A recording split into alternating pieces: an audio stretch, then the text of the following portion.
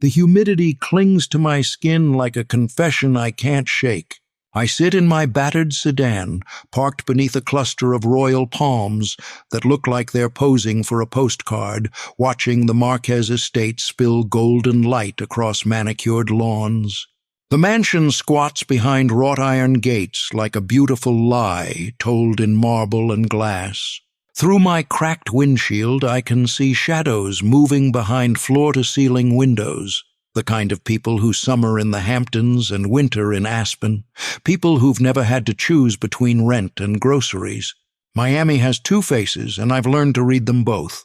There's the one they print on the tourism brochures, all sunshine and Art Deco pastels, palm trees swaying in the ocean breeze.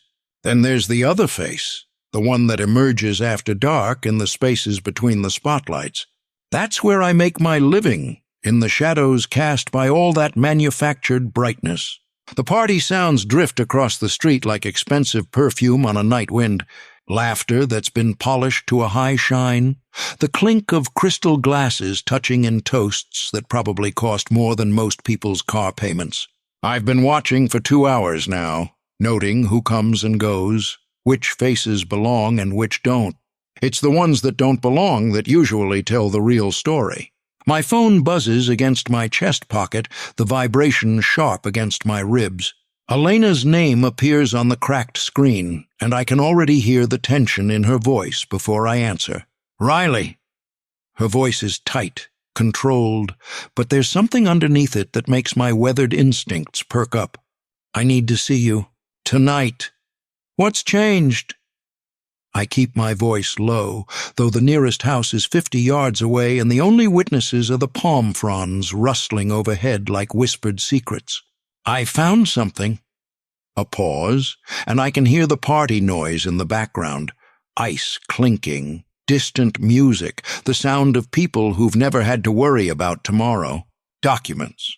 Financial records. This isn't just about another woman, Riley. There's money involved. A lot of it. I've heard that tone before, in other voices, in other cases. It's the sound of someone standing at the edge of a cliff they didn't know was there, looking down into a darkness they never imagined. The heat settles heavier on my shoulders, like guilt I can't quite place. "Where are you?" "In the house." "The party's in full swing. Perfect cover. Can you get in through the service entrance?" "I'll leave it unlocked in 5 minutes." Through my cracked windshield, I watch a figure emerge from the shadows near the estate's side gate. Male, mid-40s, moving with the nervous energy of someone who doesn't want to be seen. He glances left and right before slipping through a gap in the hedge that I wouldn't have noticed if I hadn't been watching for exactly this kind of thing. I know that face. Zayas. A small-time operator with big-time ambitions and a talent for making people's problems disappear, usually for a price that includes their dignity.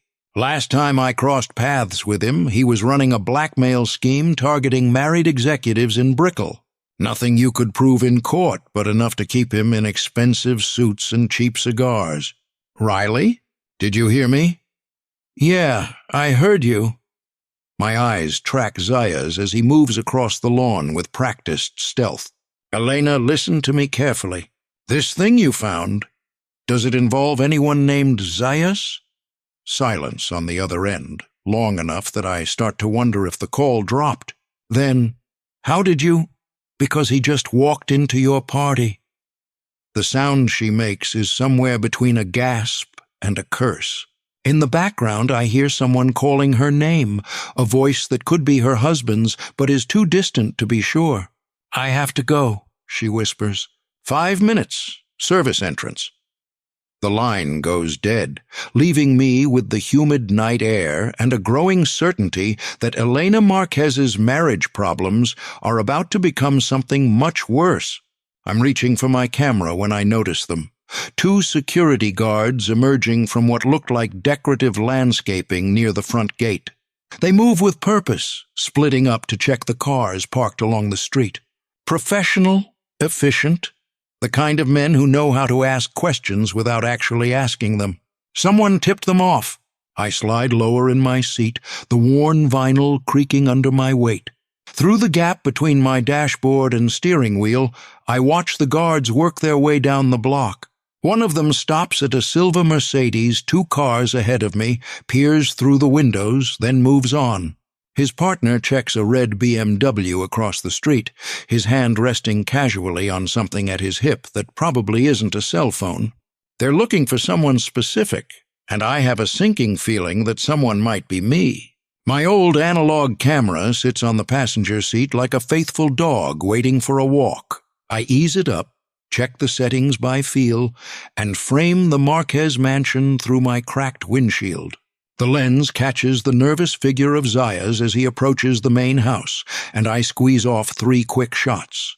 The camera's mechanical click seems loud as thunder in the humid stillness, but the guards are still 50 yards away. Through the viewfinder, I watch Zayas pause at a side door, glance around once more, then disappear inside.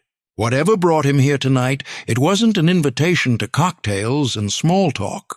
Men like Zayas don't socialize with people like the Marquez family unless there's money changing hands or secrets being traded. The guard checking cars is getting closer. 2 more vehicles and he'll be at my door, asking questions I don't want to answer. I slide the camera under my seat and check my watch. 3 more minutes until Elena unlocks that service entrance. 3 minutes to figure out how to get from here to there without ending up in the back of a security van. The humid air presses against my skin like a guilty conscience, and somewhere in the golden light spilling from the mansion, I know the real story is just beginning to unfold. The service entrance swallows me like a guilty secret. I slip through the unlocked door just as a catering server emerges with an empty tray, her white shirt crisp and her movements efficient. She doesn't look twice at my rumpled jacket and sun-weathered face. In the backstage chaos of a high-end party, one more tired-looking man is invisible. The service corridor stretches ahead like a neutral zone between 2 worlds. To my left, I can hear the clatter of industrial dishwashers and the rapid-fire Spanish of kitchen staff working at full speed. To my right, muffled through expensive walls, comes the sound of money at play. Laughter that costs more per note than most people make in a week, conversations that dance around topics like tax shelters and political donations. I follow Elena's directions through a maze of hallways that smell like furniture polish and other people's secrets. The mansion's interior is all clean lines and cold surfaces, the kind of minimalist design that screams wealth loud enough to wake the dead. Everything is white or glass or some shade of beige that probably has a name like Moroccan sand or Tuscan dawn. The art on the walls looks expensive and feels empty, like beautiful lies told in oil and canvas. Elena waits for me in a small alcove off the main hallway, partially hidden behind a sculpture that looks like twisted metal having an existential crisis. She's wearing a black cocktail dress that costs more than my car, but her face carries the kind of tension that money can't buy away. Her dark hair is pulled back in a style that probably took an hour to achieve and 2 minutes to worry into disarray. "Thank God," she whispers, glancing toward the main party room where shadows move like well-dressed ghosts. "I wasn't sure you'd make it past security." "Neither was I." I study her face in the dim hallway light, noting the way her hands shake slightly as she reaches into a small clutch purse. "What did you find?" She pulls out a manila envelope, thin but heavy with implications. Financial records from Marcus's private safe. Bank statements, wire transfers, business agreements I've never seen before. Her voice drops to barely a whisper. "Riley, there are payments going back 2 years to companies I can't identify. Hundreds of thousands of dollars." I take the envelope, feeling the weight of whatever truth Elena's stumbled onto. The paper is warm from her hands, and I can see the fear in her eyes as she watches me slide it inside my jacket. "Any idea what the payments are for?" "That's what scares me." She glances around the alcove like the walls might be listening. The amounts, the timing, they coincide with some of Marcus's biggest business deals. Real estate acquisitions, city contracts, zoning approvals that should have taken months but somehow happened overnight. The uncomfortable heat spreads across my chest, that familiar warning sign that tells me I'm about to walk into something bigger than I bargained for. In my experience, when legitimate business starts looking like a shell game, the shells usually hide more than just missing money. "Mrs. Marquez." The voice cuts through our whispered conversation like a blade through silk. We both freeze as a figure emerges from the shadows near the main hallway, moving with the careful deliberation of a man who makes his living watching other people's business. Zayas looks exactly like I remember him, mid-40s, thinning hair, slicked back with too much product, wearing a suit that's expensive enough to be respectable, but not quite expensive enough to belong at this party. His eyes are small and dark, the kind that catalog every detail and file it away for future use. "I hope I'm not interrupting anything important," he says, though his tone suggests he hopes exactly the opposite. His gaze flicks between Elena and me, lingering on my face with the kind of recognition that makes my skin crawl. "Not at all," Elena manages, her voice steady despite the way her hand clutches her purse. "This is building maintenance," I interrupt, pulling a small notebook from my pocket and trying to look like a man who's been called in to check on something mundane. "Mrs. Marquez was mentioning some issues with the air conditioning in this wing." Zayas studies me with the intensity of a man who's made a career of spotting lies. "Interesting. I don't recall seeing you with the regular maintenance staff." "Special consultation. Old buildings, you know how it is." I tap my pen against the notebook, hoping I look more convincing than I feel. "Just need to check a few vents, make sure everything's running efficiently." The silence stretches between us like a wire about to snap. Elena's breathing is carefully controlled, and I can feel the envelope pressing against my ribs like a guilty conscience. Zayas's small eyes never leave my face, and I have the uncomfortable feeling that he's memorizing every detail for a report he'll file with someone I don't want to meet. "Detective Torres?" Elena's voice carries a note of surprise that sounds genuine. "What brings you here tonight?" I turn to see a man in his early 50s approaching from the direction of the main party, his graying temples and weary face marking him as someone who's seen too much of the world's ugliness to be impressed by its beauty. His rumpled suit stands out among the designer evening wear like a truth-teller at a liar's convention. "Evening, Mrs. Marquez." Torres nods politely, but his cop's eyes are already cataloging the scene. Elena's nervous posture, Zayas's carefully neutral expression, my notebook and pen held like props in a play I'm making up as I go along. "Just wanted to make sure everything was all right. We had a report about suspicious activity in the neighborhood." "Everything's fine," Elena says quickly, too quickly. She shifts her purse from one hand to the other, and I pray the envelope doesn't choose this moment to make an appearance. "Just some maintenance issues we're addressing." Torres's gaze settles on Zayas, and I see recognition flicker behind his tired eyes. "Mr. Zayas, isn't it? I believe we've met before." "I don't think so, Detective." Zayas's smile is smooth as silk and twice as slippery. "I'm sure I'd remember." "I'm sure you would." Torres's tone carries the weight of a man who's heard that particular lie more times than he can count. "Well, as long as everything's under control here." Zayas excuses himself with the kind of polite efficiency that doesn't fool anyone, disappearing toward the main party like smoke dissipating in still air.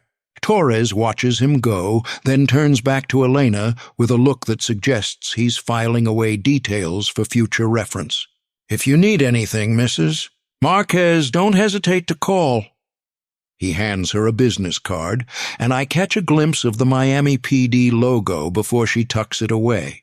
Sometimes these neighborhood gatherings attract unexpected guests. After Torres moves on, Elena and I stand in the alcove like actors who've forgotten their lines. The envelope feels heavier against my chest, and the weight of whatever truth it contains seems to grow with each passing second. I should go, I whisper, glancing toward the service corridor that suddenly feels like the only safe path out of this maze of money and secrets. Elena nods, her face pale but determined. Be careful, Riley. If Marcus is involved in something illegal, and if Zaius is part of it— She doesn't finish the sentence, but she doesn't need to. I slip away through the service corridor, my heart pounding against the envelope hidden in my jacket. The kitchen staff barely glance at me as I pass, too busy with their own urgent tasks to worry about one more face in the chaos. But as I push through the service door into the humid Miami night, I know with absolute certainty that Elena Marquez's marriage problems have just become the least dangerous thing about this case.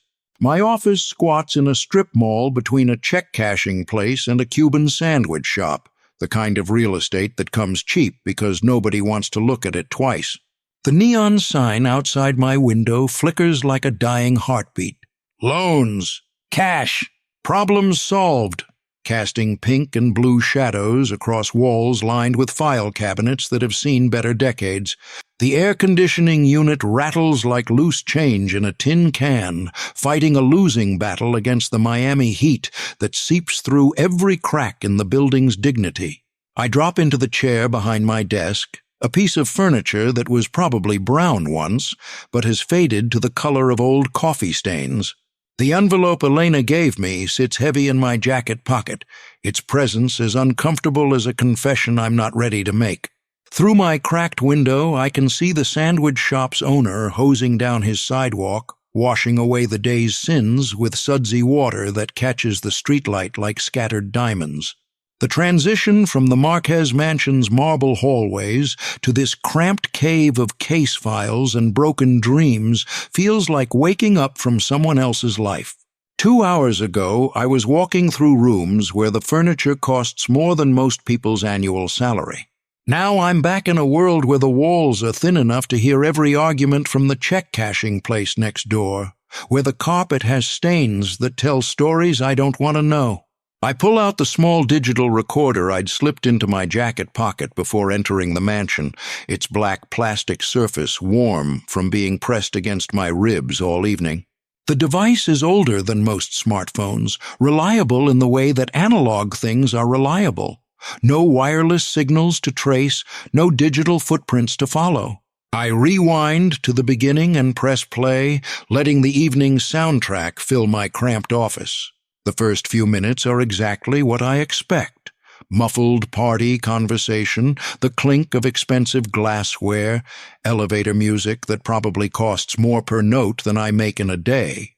But as I listen more carefully, adjusting the volume and leaning closer to the tiny speaker, I hear something that makes my weathered instincts perk up like a hunting dog catching a scent.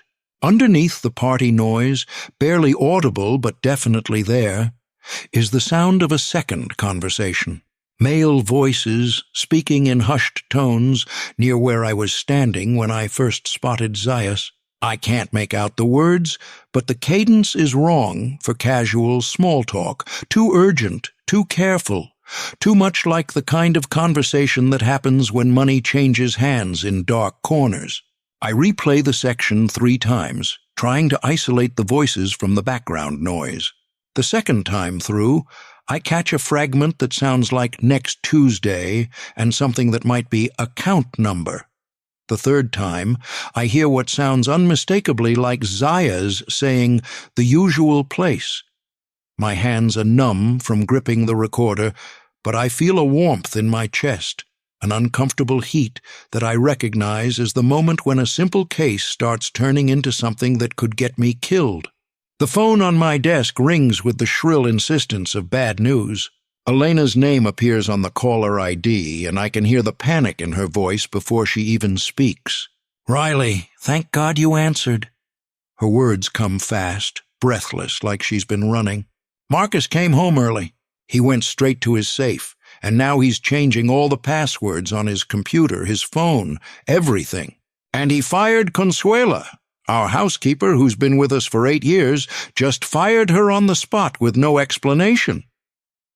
I set the recorder aside and focus on the fear in Elena's voice. Where are you now?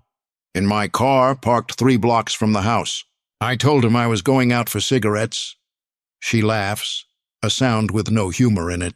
I haven't smoked in 10 years, but it was the only excuse I could think of. Riley, I think he knows someone was in the house tonight. I think he knows about you. The uncomfortable heat spreads across my shoulders like guilt I can't quite place. In my experience, when a mark starts changing passwords and firing staff, it means they've realized their secrets are no longer as secret as they thought. The documents you gave me, did you photograph them first? No, I was too nervous. I just grabbed what I could. Her voice cracks slightly. Did I make a mistake? Should I go back? No, don't go back there tonight. Is there somewhere safe you can stay? My sister's place in Coral Gables. But Riley, what if Marcus finds out I took those papers? What if he... The line goes quiet, except for the sound of her breathing and distant traffic. I can picture her sitting in her car in some anonymous neighborhood, watching her rearview mirror for headlights that might belong to people who don't want to have a conversation. I spread the papers from Elena's envelope across my desk, using the desk lamp to illuminate financial records that tell a story more complex than simple marital infidelity. Bank statements show regular payments to something called Meridian Holdings, LLC, amounts ranging from $50,000 to $200,000, always on the 15th of the month, going back nearly 2 years. The problem is Meridian Holdings doesn't exist, at least not in any legitimate business registry I can access from my cramped office. The company appears on these financial documents like a ghost that learned how to cash checks, present enough to receive money, invisible enough to avoid questions about what it does to earn it.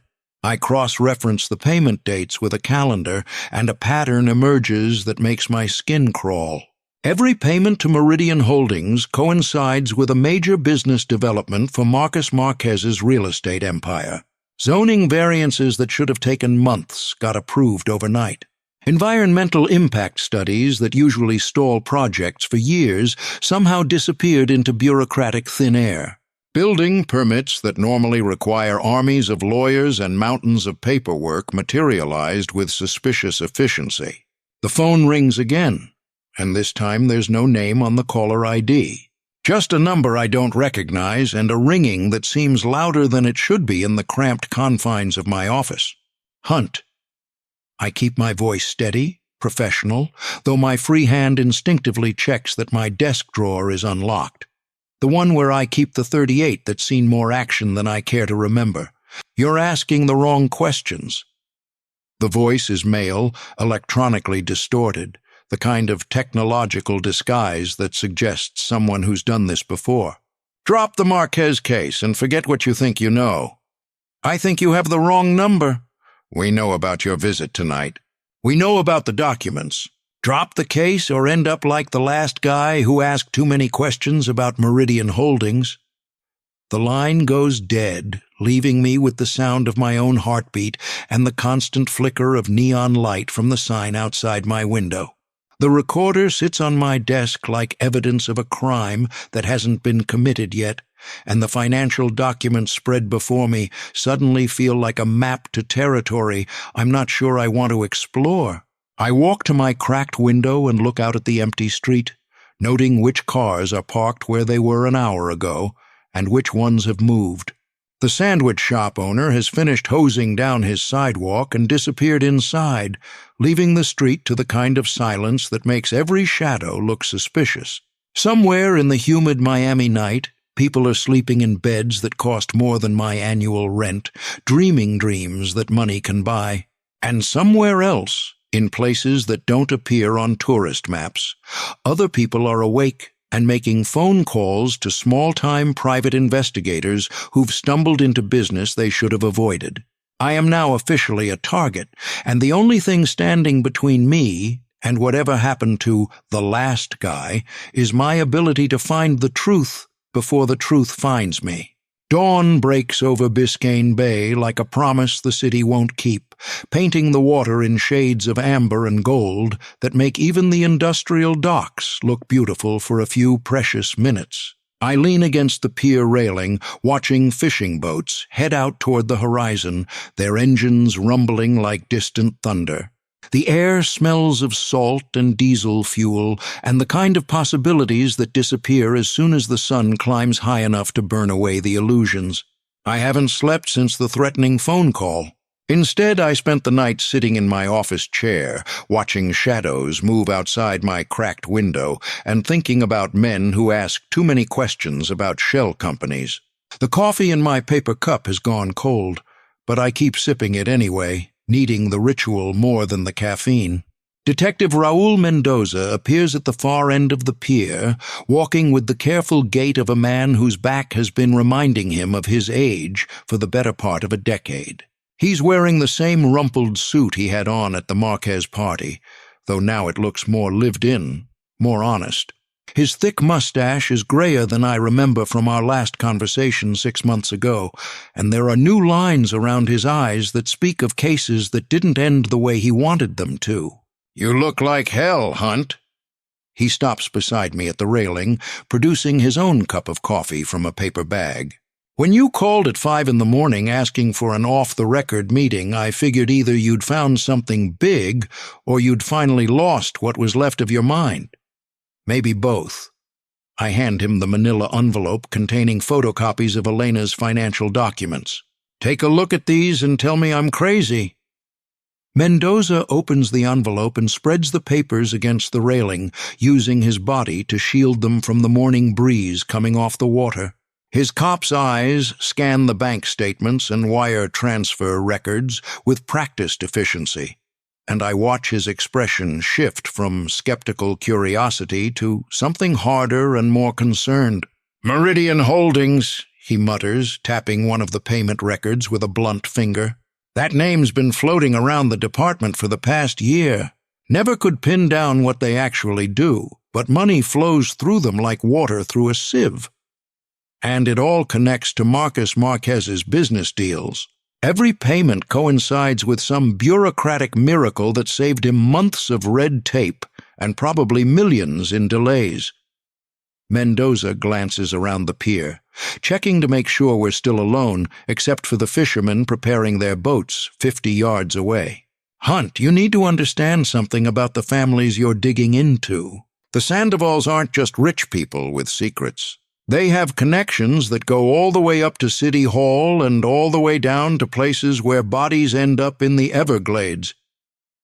The uncomfortable heat spreads across my chest again, that familiar warning sign that tells me I'm standing at the edge of something deeper than I originally thought.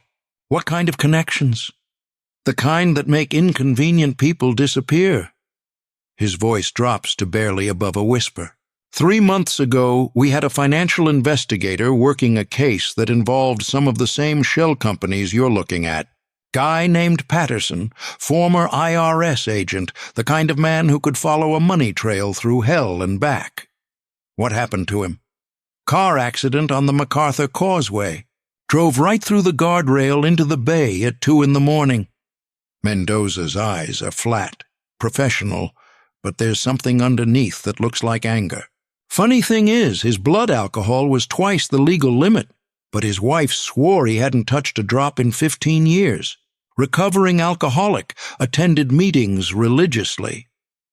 The morning sun climbs higher, burning away the golden light and replacing it with the harsh glare that will define another humid Miami day. A pelican lands on the pier near us, eyeing our coffee cups with the hopeful expression of a creature that's learned to expect disappointment.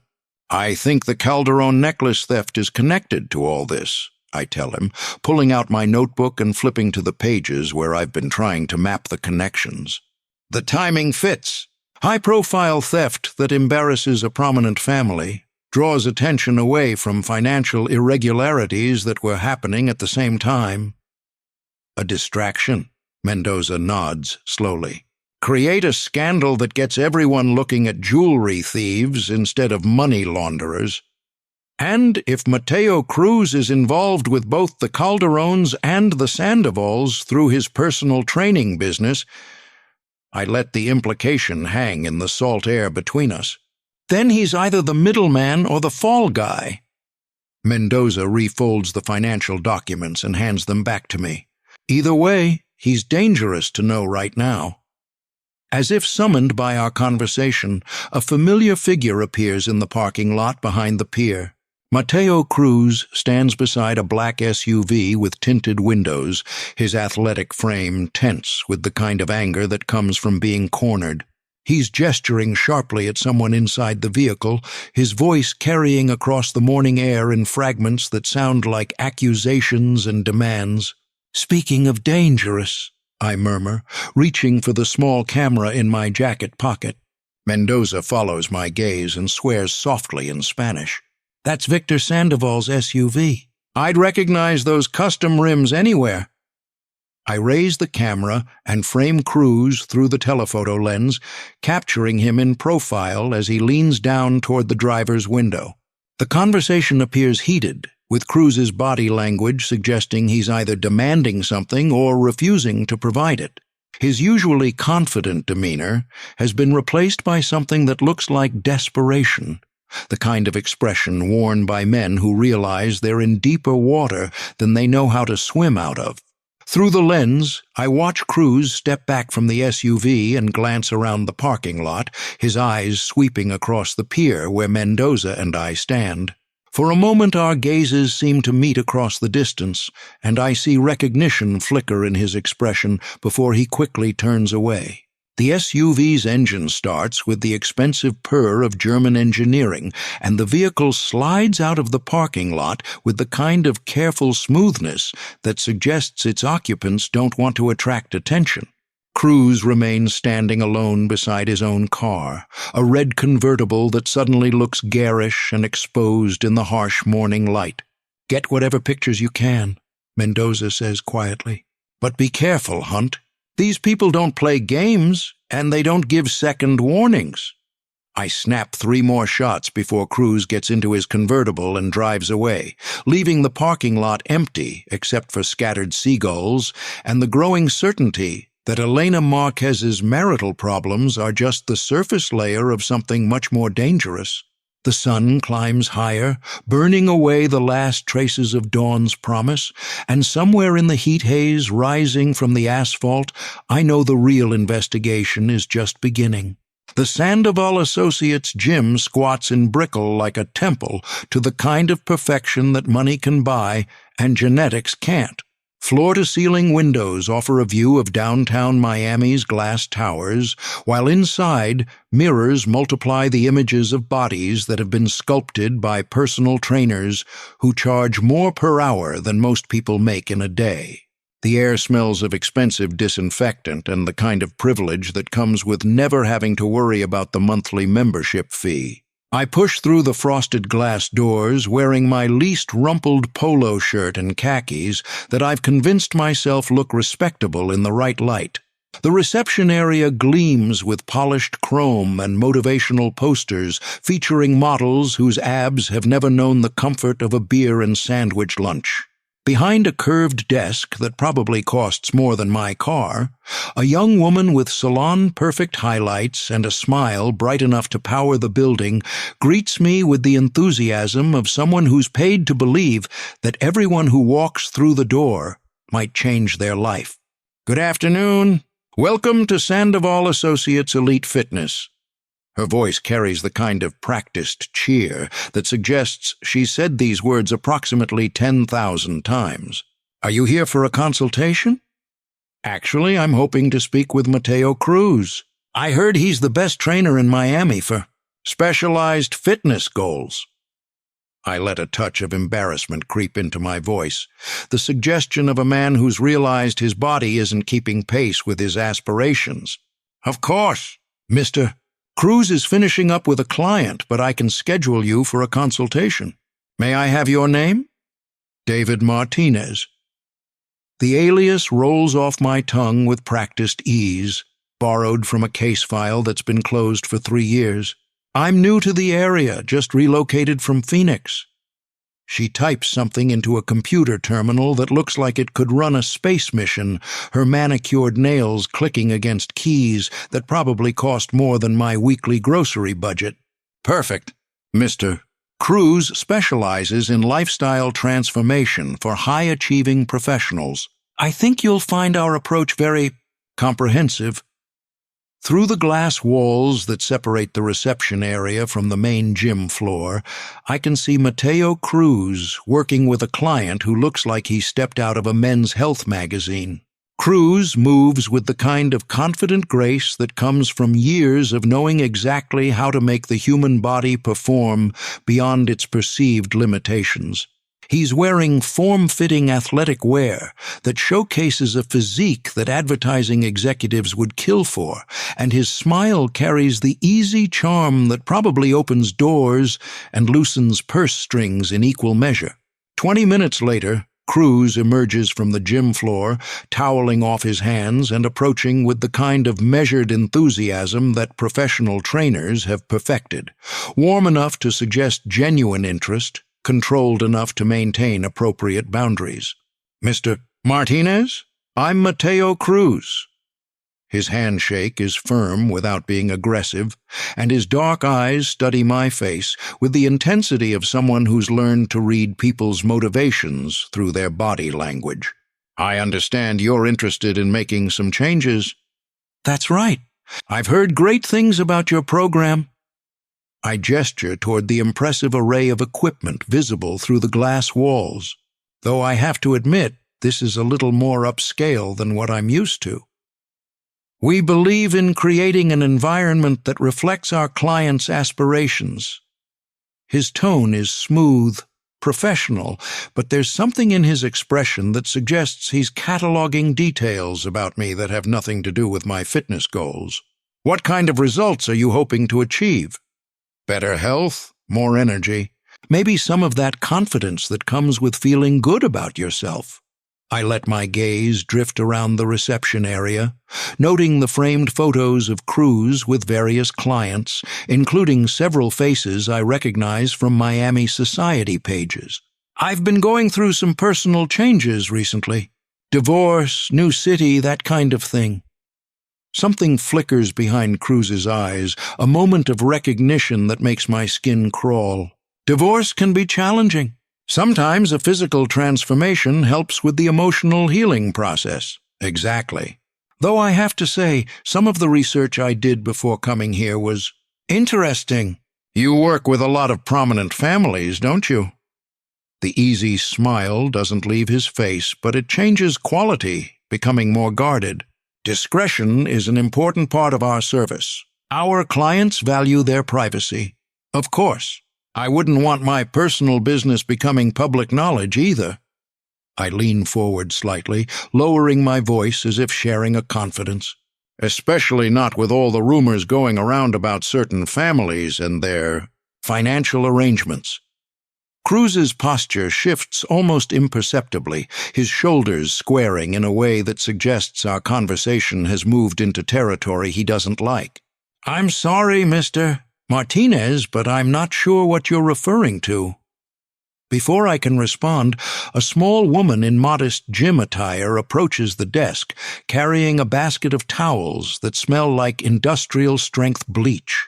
She's petite, with dark hair pulled back in a practical ponytail, and her movements have the efficient grace of someone who's learned to be invisible while getting her work done. When she catches my eye, there's a flicker of recognition that surprises me. "Excuse me," she says in accented English, addressing the receptionist. "The towels for the executive locker room." As she sets down the basket, her hand brushes against mine with what feels like deliberate contact. When I look down, there's a small piece of paper pressed against my palm, folded so small it's barely visible.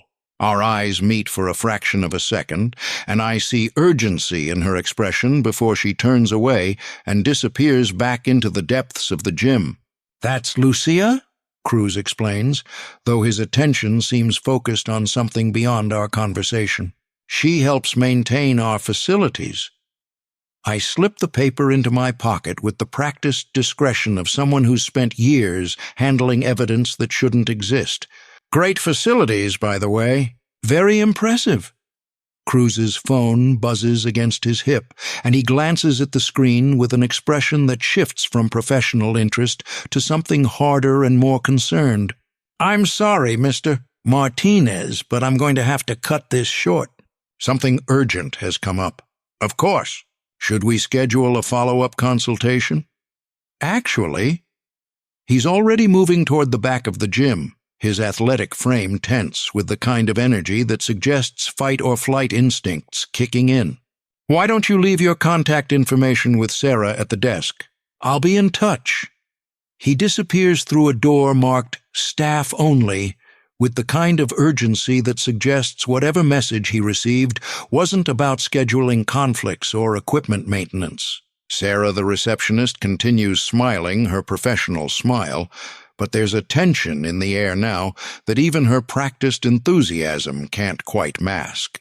I provide a fake phone number and email address, making appropriate noises about being excited to start my fitness journey, while my mind focuses on the piece of paper burning like a guilty secret in my pocket.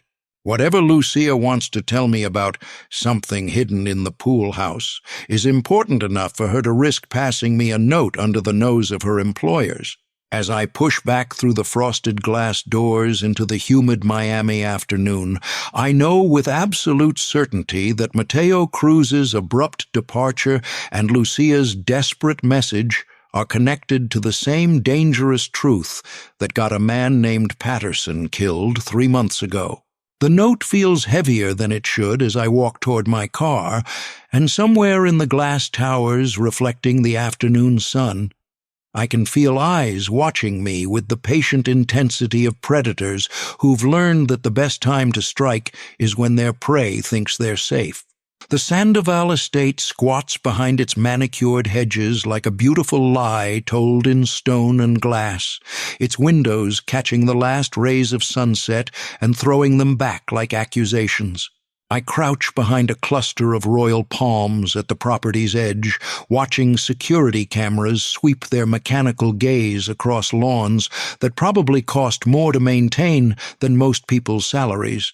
The air smells of expensive fertilizer and other people's secrets, and somewhere beyond the perfectly trimmed landscaping, I know Lucia is waiting with information that could get us both killed. The note she slipped me at the gym was brief but urgent. "Pool house, sunset, something you need to see about VS, and the missing money. Come alone." L. The handwriting was small and careful, the words of someone who's learned that secrets are dangerous cargo best handled with extreme caution. I wait until the security camera completes its sweep, then slip through a gap in the hedge that maintenance crews probably use for equipment access. The estate's grounds stretch before me like a golf course designed by someone with unlimited funds and limited imagination, every tree perfectly placed, every flower bed arranged with geometric precision that makes nature look like an accountant's fever dream. The pool house sits at the far end of the property, a smaller version of the main mansion's architectural arrogance. Its glass walls glow with the kind of underwater lighting that makes everything look like a movie set, and through the transparent panels I can see the silhouette of someone moving nervously near the edge of the infinity pool. Lucia emerges from the shadows as I approach, her small frame wrapped in a dark sweater that makes her nearly invisible against the gathering dusk. Her hair is a tangle of dark strands that have escaped from their practical ponytail, and her eyes carry the kind of fear that comes from knowing too much about people who have the power to make problems disappear. "Thank you for coming," she whispers, glancing toward the main house where lights are beginning to appear in windows like watching eyes. "I wasn't sure you would. What's this about, Lucia? What did you want to show me?" She reaches into her sweater and produces a small flash drive, the kind of innocuous piece of technology that could contain anything from vacation photos to state secrets.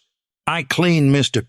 Victor's office every Tuesday. Last week I found this hidden behind his desk, taped under the drawer where he keeps his personal papers." "What's on it?" "Emails, financial records, names and numbers I don't understand, but She glances around the pool area with the nervous energy of a rabbit that's caught the scent of wolves. There are messages about moving money to Europe, about someone in Paris who's asking too many questions. And there are payments to that man who comes here sometimes, the one with the expensive shoes who makes everyone nervous. Zayas. Yes.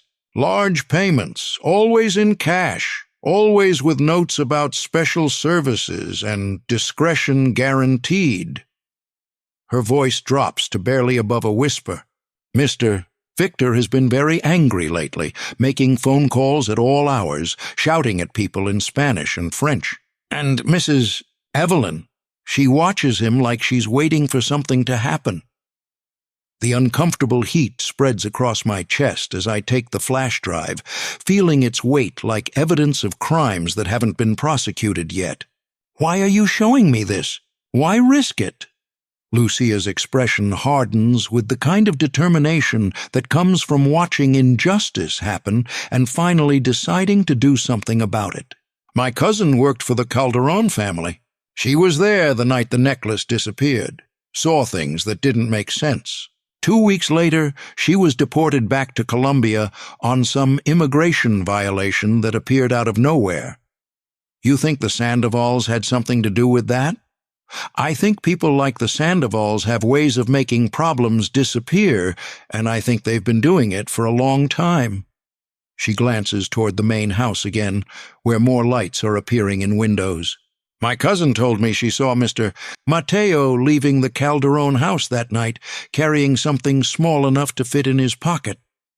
Before I can respond, the sound of footsteps on gravel cuts through the evening air like a blade through silk. Lucia's eyes widen with fear, and she gestures frantically toward a side gate that leads to the neighboring property. "Security patrol," she whispers. "They changed the schedule after what happened at the Marquez party.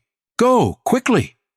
I slip the flash drive into my jacket pocket and move toward the gate with the kind of careful speed that comes from years of leaving places I shouldn't have been in the first place. Behind me, I can hear Lucia's voice explaining to the security guard that she's just finishing her cleaning duties, her tone carefully neutral and professional. The neighboring property's hedge provides cover as I make my way back to the street, and by the time I reach my car, my heart is pounding against my ribs like guilt trying to escape. The flash drive feels heavier than it should, and I know with absolute certainty that whatever information Lucia has given me is going to change everything about this case.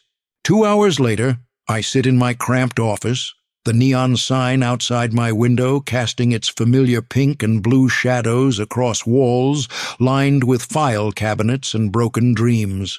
The flash drive is connected to my laptop, and its contents spread across my screen like a roadmap to corruption that reaches further than I ever imagined.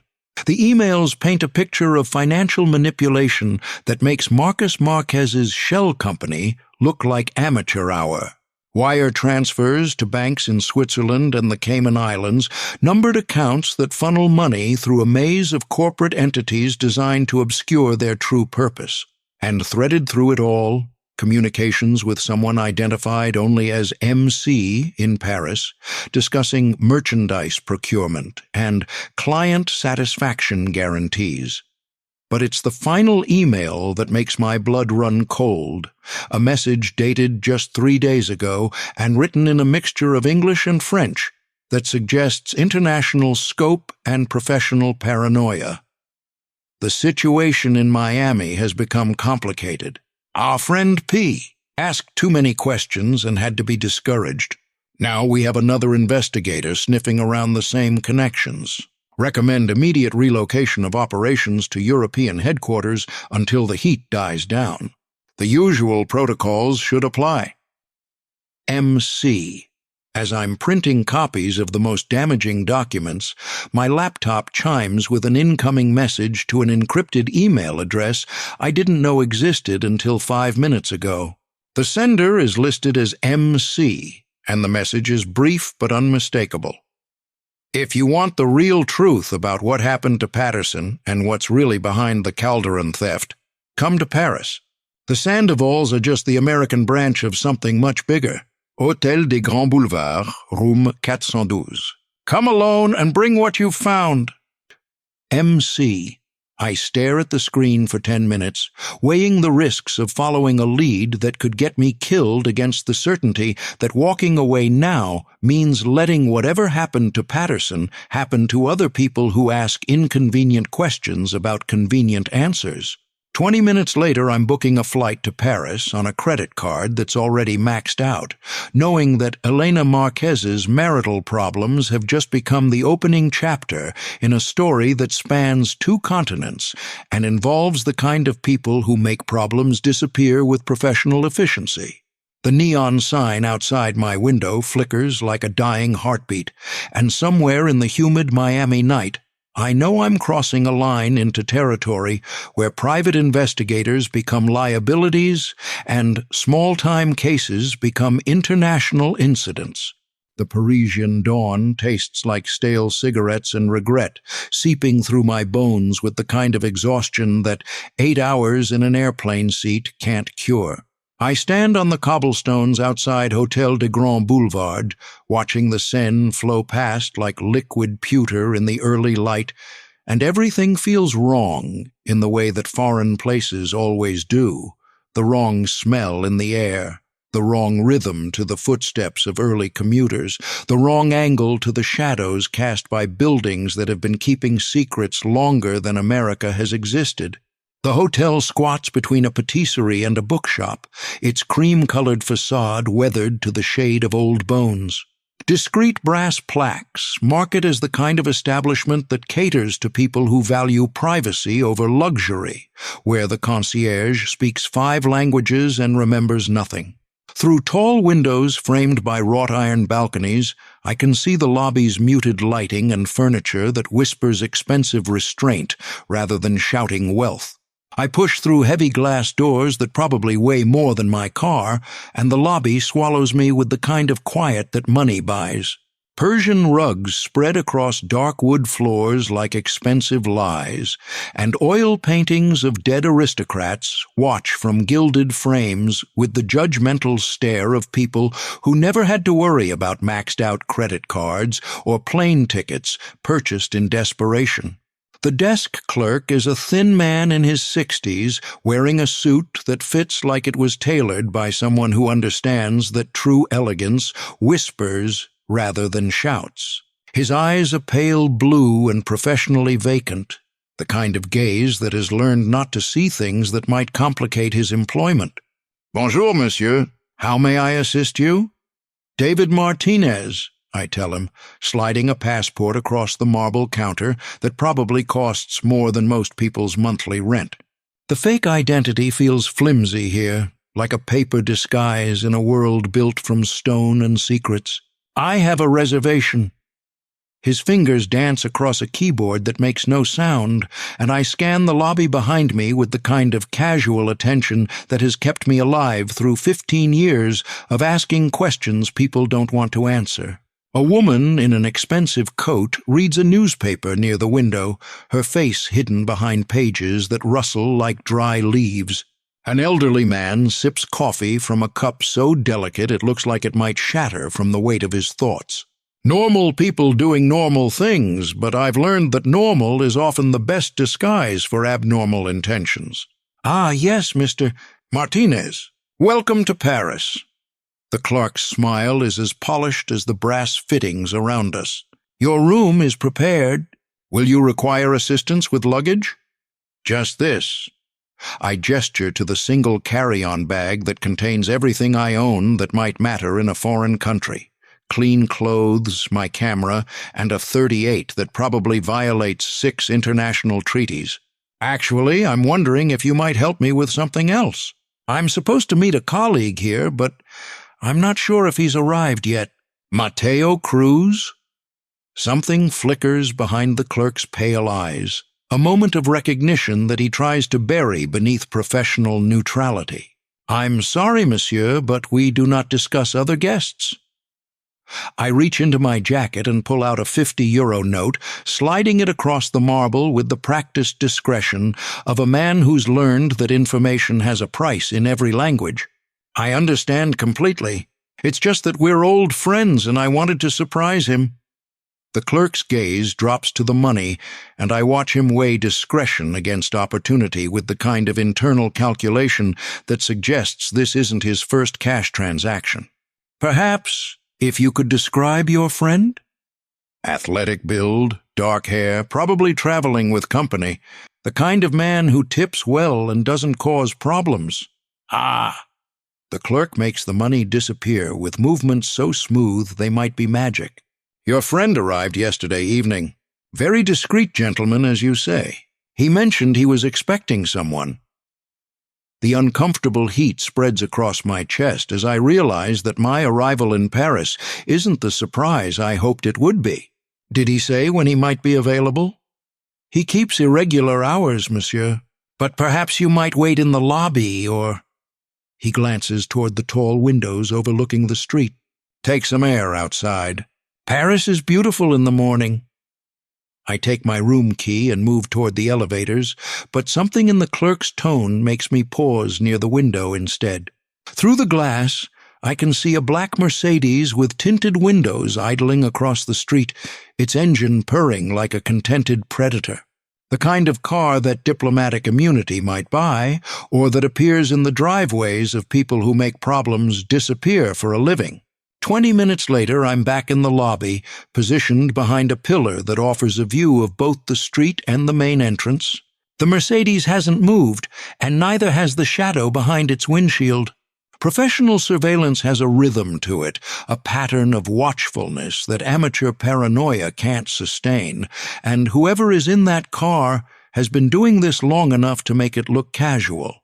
The hotel's front door opens with the whisper of expensive engineering, and Mateo Cruz enters like he owns the place. His athletic frame moves with the confident grace I remember from Miami, but there's tension in his shoulders that suggests the confidence is more performance than reality. He's wearing a dark wool coat that probably costs more than my monthly rent, and beside him walks a woman whose red coat catches the lobby's muted lighting like spilled wine. She's tall and elegant in the way that European money shapes women, with dark hair swept back in a style that suggests both sophistication and the kind of practicality that comes from a life lived in different time zones. Her face is turned away from me, but there's something in her posture that speaks of authority held carefully in check, of power that prefers to operate from the shadows. Cruz's eyes sweep the lobby with the practiced casualness of a man checking for threats, and for a moment our gazes almost meet across the Persian rugs in expensive silence. I press deeper into the pillar's shadow, watching as he and the woman disappear into an elevator that rises toward floors I don't have access to. Through the window I see the Mercedes's door open and a figure emerge, male, mid-40s, wearing the kind of nondescript clothing that screams professional surveillance. He moves with purpose toward the hotel entrance, and something in his gait triggers every alarm bell my weathered instincts possess. He knows who I am. I slip toward a side entrance that leads to a narrow alley, the kind of Parisian passage that maps would ignore, but locals use to navigate the city's maze of secrets. The morning air tastes of coffee and exhaust fumes, and the particular dampness that comes from a city built on centuries of accumulated history. Behind me, I hear the hotel's front door open again, followed by footsteps on cobblestones that sound too deliberate to be casual. The alley curves ahead like a question mark, offering choices between shadowed doorways and intersections that disappear into the awakening city. Paris spreads around me like a puzzle I don't have time to solve, and somewhere in its maze of boulevards and back streets, people who know my name are making phone calls that will determine whether I live long enough to discover what Mateo Cruz and his elegant companion are really doing in a boutique hotel near the Seine. The footsteps behind me quicken, and I slip deeper into the city's shadows, my heart pounding against my ribs like guilt trying to escape. The café squats on a corner in the Marais like it's been serving coffee and cynicism since before America learned to spell espresso. Zinc bar, checkered floor, the kind of mirrors that have reflected a century of conversations people shouldn't have been having. I nurse a café au lait that tastes like liquid chalk and watch faces through windows that need cleaning, searching for the one Mendoza described in his encrypted message. Old favors cross the ocean, look for the man reading Liberation with ink-stained fingers. He finds me instead, sliding into the chair across from my corner table with the fluid grace of someone who's made a career of not being noticed. Mid-50s, graying at the temples, wearing a coat that's seen better decades but still knows how to keep secrets. His hands are exactly as Mendoza described them, fingers permanently stained with the kind of ink that comes from a lifetime of taking notes about things other people want forgotten. "Monsieur Hunt." His English carries the careful precision of someone who learned it from books rather than conversation. "Raoul says you have developed an interest in international finance." "Something like that." I keep my voice low, though the cafe's morning crowd provides cover in a dozen different languages. "He also said you might know why the local police have started asking questions about American tourists." The Frenchman, Mendoza never gave me his real name, just called him Bernard, produces a pack of Gauloises and lights one with movements that suggest ritual more than habit. "Someone has put word out through unofficial channels. An American private investigator, possibly armed, possibly dangerous to certain business interests that operate between continents." "How certain?" "Certain enough that 3 different contacts have mentioned your description in the past 24 hours. He takes a drag that hollows his cheeks, then exhales smoke toward the cafe's tin ceiling. "Certain enough that if I were you, I would be very careful about which hotels I choose to visit." The uncomfortable heat spreads across my shoulders as I realize that whatever anonymity my fake passport might have bought me evaporated the moment I walked into the Hotel des Grands Boulevards. Any idea who's spreading the word? The kind of people who have diplomatic immunity and Swiss bank accounts. Bernard's pale eyes study the street through windows that haven't been properly cleaned since de Gaulle was president, but also the kind who make mistakes when they operate outside their usual territory. I'm about to ask what kind of mistakes when I see her through the cafe window, small figure in a dark coat, moving with the nervous energy of someone who's learned that standing still too long can be fatal. Lucia Alvarez walks past the cafe twice before entering, her hair hidden beneath a wool cap that makes her look like any other immigrant worker trying to disappear into the city's anonymous crowds. She orders coffee in halting French and takes a table near the back, her eyes scanning the room with the kind of vigilance that comes from knowing you're being hunted. When our gazes meet, I see recognition flicker behind exhaustion that looks bone deep. "Excuse me," I tell Bernard, who's been watching this exchange with the interest of a professional observer. "I think I just found another piece of the puzzle." I walk to Lucia's table with casual purpose, settling into the chair across from her, like we're old friends meeting for coffee rather than conspirators who might get each other killed.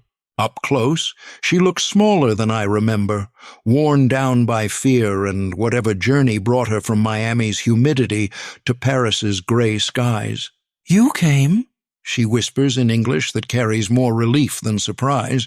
"I wasn't sure the message would reach you." "What message?" She reaches into her coat and produces a napkin with an address written in careful block letters. "From Mrs. Evelyn.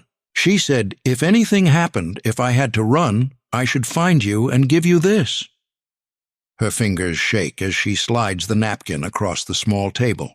"She said you were the only one who might understand what we found." "What did you find?" "Not here." Her eyes dart toward the cafe's front windows, where Bernard still sits smoking and pretending not to watch our conversation. "Too many people listening." "But the address. There are things hidden there that prove what Mr.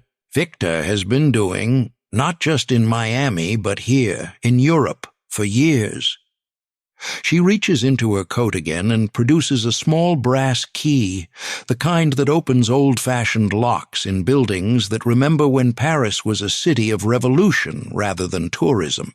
"Mrs. Evelyn gave me this before I left. She said if you came to Paris, you would know what to do with it. Why did you run? Because they killed my cousin Maria.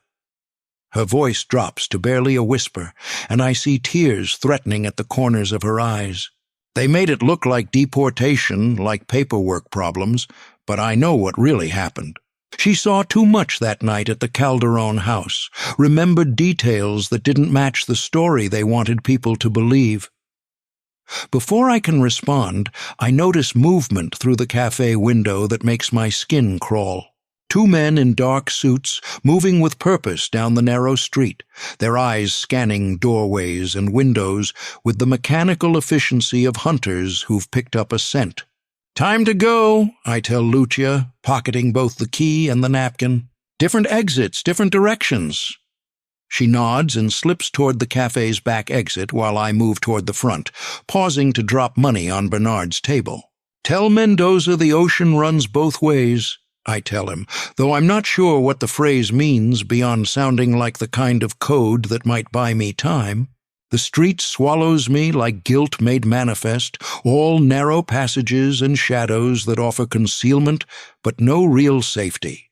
Behind me, I hear the cafe door open with more force than necessary, followed by voices speaking rapid French that doesn't sound like tourist questions. I turn down an alley that's barely wide enough for a motorcycle, its cobblestones slick with morning dew and the kind of dampness that comes from centuries of poor drainage. The walls rise on either side like accusations, covered in graffiti that tells stories in languages I can't read but understand through context and desperation. Footsteps echo behind me, the sound amplified by stone walls that have heard too many conversations people shouldn't have been having. I quicken my pace, noting the way the alley curves ahead toward what might be an intersection or might be a dead end that will make this pursuit academic.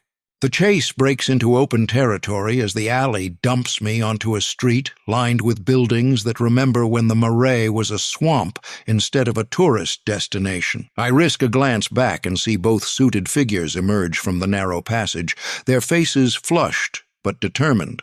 Ahead, a construction scaffold offers the kind of vertical opportunity that desperation makes look reasonable. I grab the lowest rung and pull myself up with movements that my aging body protests, but accomplishes anyway, climbing toward rooftops that stretch across the district like a highway only pigeons and criminals know how to navigate. The tiles are slippery beneath my feet, and the gaps between buildings require leaps of faith that gravity doesn't always forgive. Behind me, I hear shouting in French and what sounds like radio chatter, the kind of coordination that suggests my pursuers have more resources than simple hired muscle.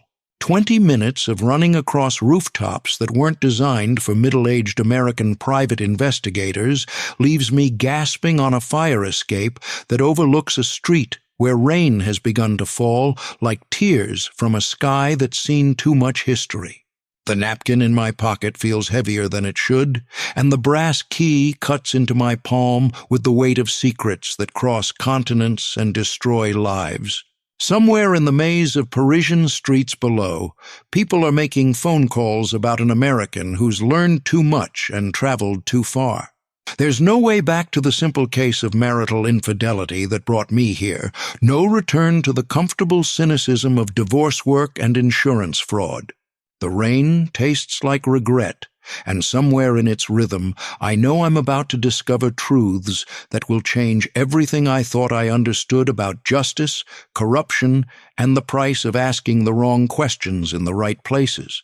The penthouse sprawls across the top floor of a building that predates the Eiffel Tower, its windows offering a view of Paris that makes the city look like a postcard written in glass and stone. I stand in the doorway, clothes still damp from rain and adrenaline, staring at luxury that makes the Sandoval mansion look modest. Persian rugs worth more than my yearly income spread across floors of polished hardwood, and art that belongs in museums hangs on walls painted the color of old money.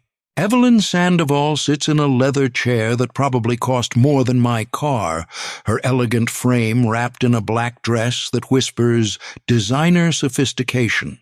Her dark hair falls in waves around shoulders that carry tension like expensive jewelry, and her eyes hold the kind of exhaustion that comes from running calculations that involve human lives.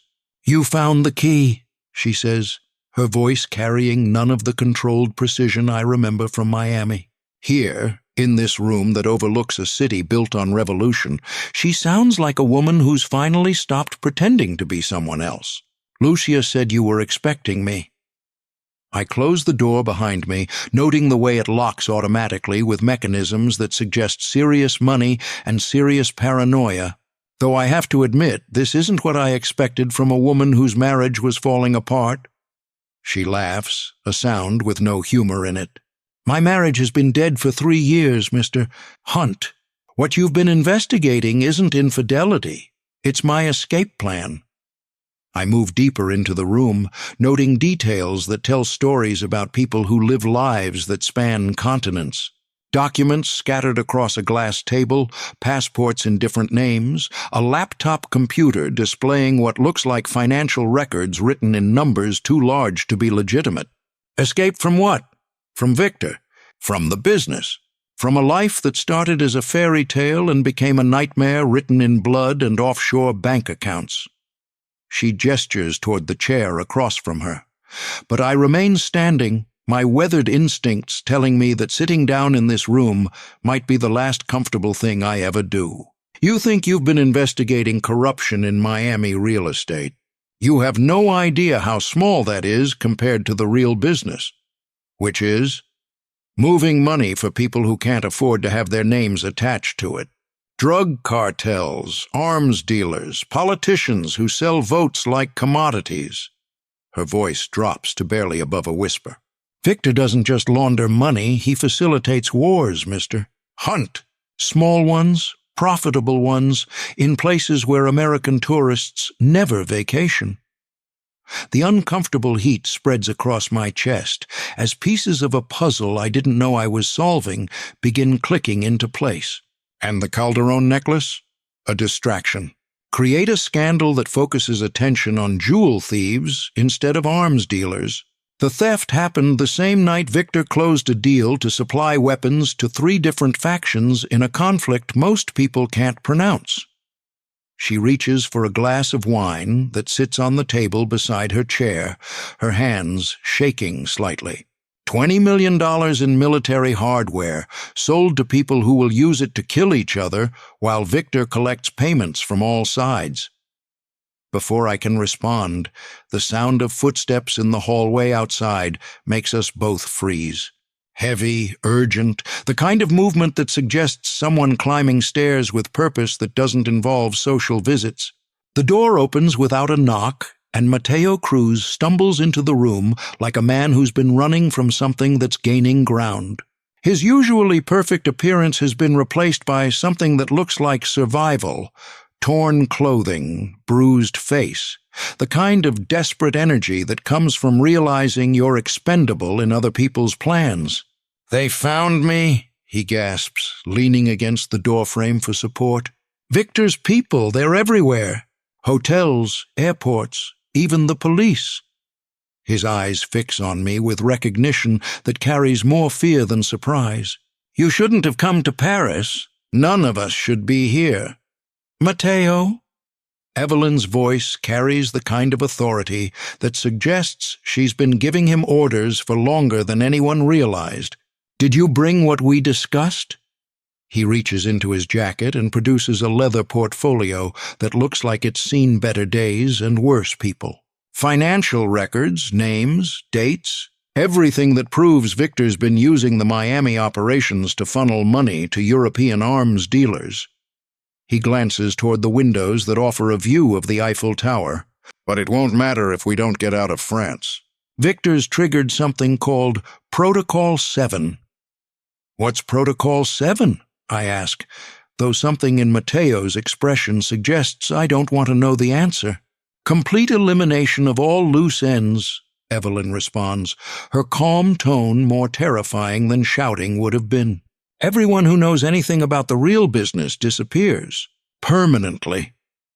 The laptop on the glass table chimes with an incoming call, and Victor Sandoval's face appears on the screen like a nightmare made digital. Even through pixelated video, his smile carries the kind of cold precision that suggests he's been planning this conversation for longer than any of us realized. "Evelyn, darling, and Mr. Hunt, so good to see you've made it to Paris safely." His voice carries through the penthouse's expensive acoustics with crystalline clarity. "I do hope you're enjoying the accommodations I've provided." "You bastard," Evelyn whispers, but her voice carries no surprise, only the resignation of someone who's realized they've been playing a game where they never knew the real rules. Now, no need for unpleasantness." Victor's image leans forward, and I can see expensive furniture behind him that suggests he's calling from somewhere that money and diplomatic immunity have made safe. "Mr. Hunt, I believe you have some documents that belong to me. And Evelyn, you have something even more valuable. Information about my clients that certain governments would find very interesting."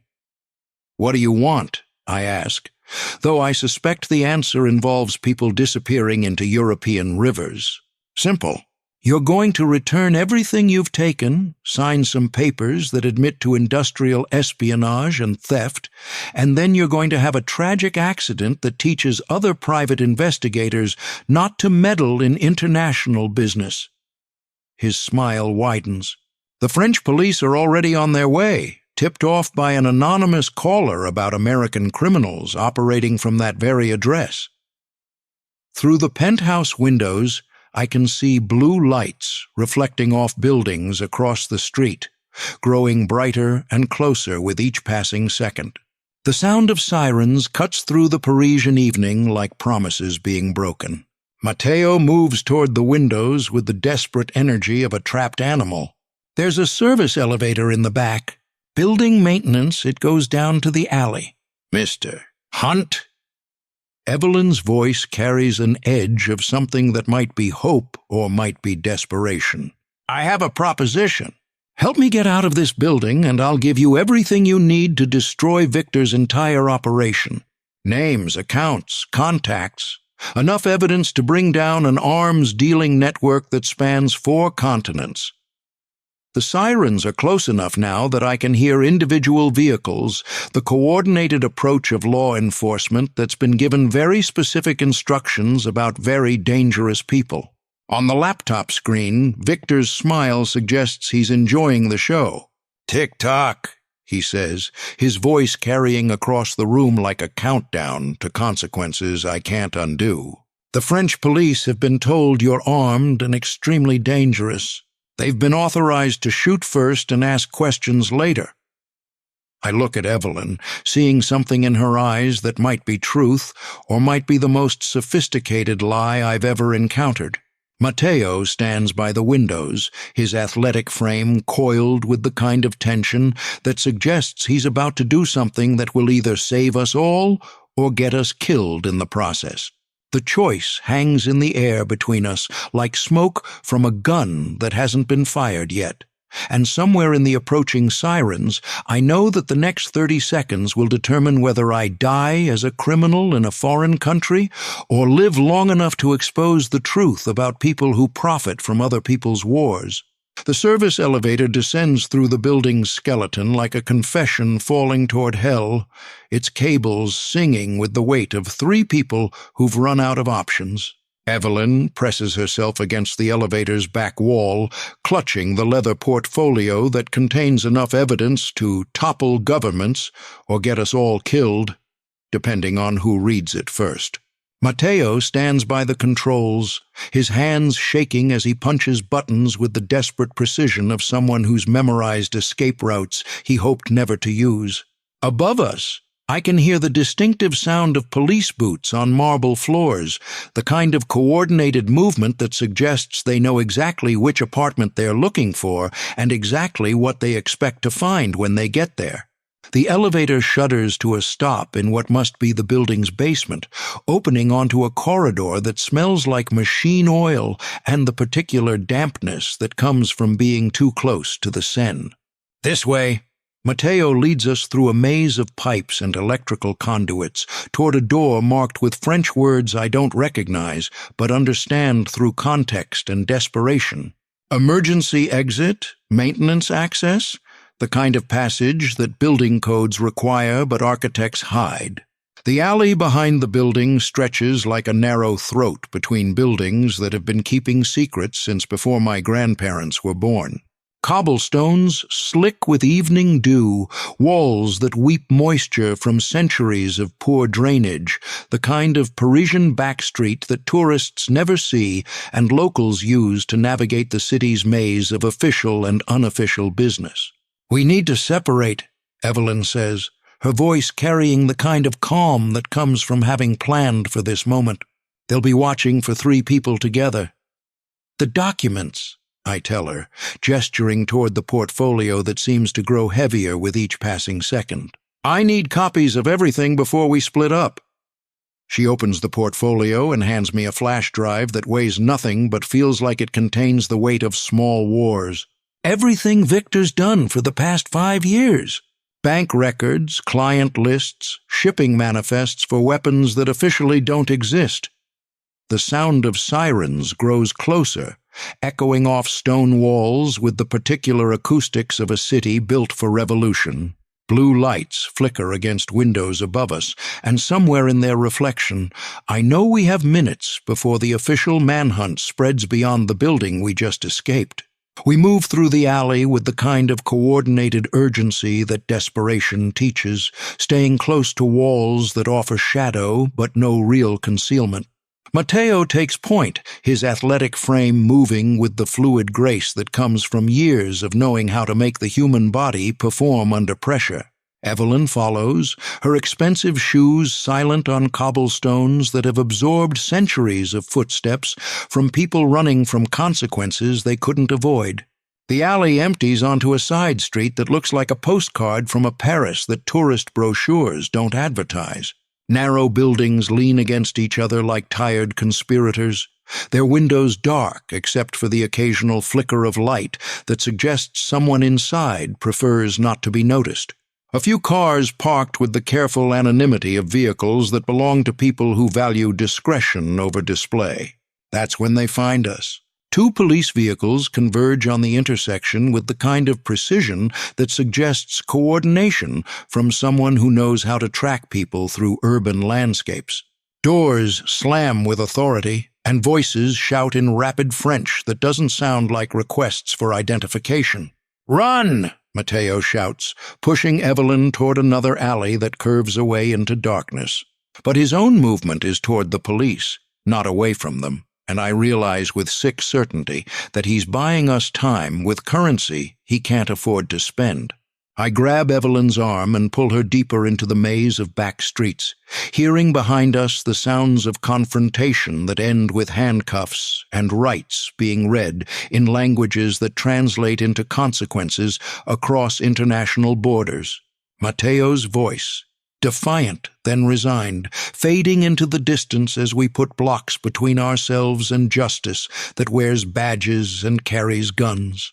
20 minutes of running through passages that seem designed to hide people from other people brings us to a broader street where normal Parisians conduct normal business with the kind of willful blindness that keeps cities functioning.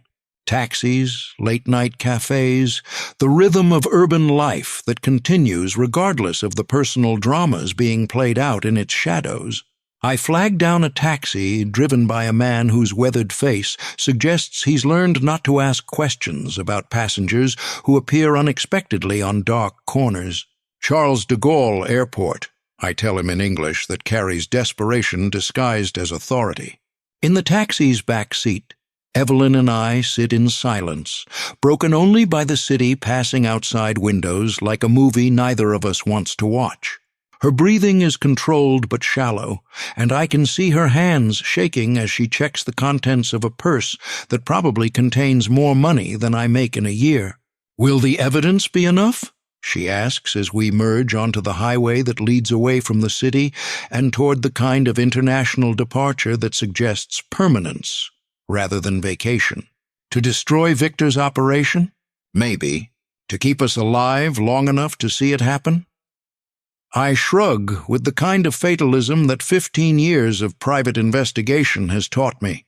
That depends on how good French prosecutors are at following money trails that cross oceans. At the airport, I hand the flash drive to a uniformed gendarme, whose English is better than my French, and whose understanding of international cooperation seems adequate for the task of ensuring that evidence reaches people who can do something with it. The conversation involves diplomatic phones calls and references to treaties I don't understand. But the end result is paperwork that officially designates me as a cooperating witness rather than a fleeing suspect. Evelyn disappears into the kind of anonymity that money and new identities can buy, leaving me with a business card for a law firm in Geneva and a promise that someone will be in touch about testimony that might be needed for trials that could take years to reach courtrooms. I board my flight to Miami with hands that are numb from exhaustion and a warmth in my chest that I recognize as the particular satisfaction that comes from surviving something that was designed to kill me. Through the airplane window, I watch Paris shrink into lights scattered across darkness like secrets being buried by distance. My phone buzzes as the plane reaches cruising altitude, a message from a number I don't recognize but somehow expected. This isn't over, Hunt. Distance is temporary, but consequences are permanent. VS. I delete the message and lean back in a seat that smells like other people's travels, thinking about the difference between winning and surviving, between justice and revenge, between the cases that end cleanly and the ones that follow you home like guilt you can't quite wash off. Somewhere below, the Atlantic Ocean spreads like liquid night. And somewhere beyond it, Miami waits with heat and humidity and the kind of problems that seem simple until you look too closely. I close my eyes and try to sleep, knowing that some confessions never end and some secrets never stay buried, no matter how far you travel to escape them. The plane carries me home through darkness that tastes like unfinished business, and in the rhythm of engines that burn fuel to bridge continents, I know that Elena Marquez's marriage problems were just the beginning of a story that spans oceans and involves the kind of people who make problems disappear with professional efficiency. Sometimes winning means simply living long enough to tell the story. Miami greeted me the way it always did, hot, sticky, unforgiving. As I unlocked my office, dropping the battered suitcase on the worn carpet, I felt the city seep back into my bones, washing Paris from my skin. I switched on the desk lamp, shadows filling familiar corners. A red blinking light caught my eye, the answering machine waiting patiently. I pressed the playback button, leaning against the desk, exhaustion like lead in my veins. Static crackled, then a woman's voice, hushed, urgent. "Mr. Hunt, you don't know me, but I was given your number by a friend. My husband disappeared 2 nights ago. The police won't help. They say it's too soon. But I know something's terribly wrong. He was meeting someone from your past, someone named Victor Sandoval." The message ended abruptly, swallowed by silence. I stared at the machine, tension coiling tight in my chest. Rain started tapping at the window. The neon sign outside flickered, bathing my office in crimson shadows. "Welcome home," I muttered bitterly, already feeling the chains tightening again. "This city never lets you go, and neither do unfinished stories.